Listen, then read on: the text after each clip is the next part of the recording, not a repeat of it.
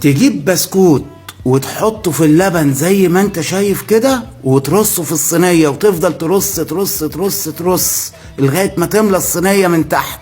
وبعد كده تقوم جايب الكريمة دي وتقوم فرشها على البسكوت من فوق، وتفضل تفرش تفرش تفرش تفرش. وبعد كده تجيب برضو نفس رصة البسكوت وتسقيه في اللبن. مركزة انت معايا؟ ها.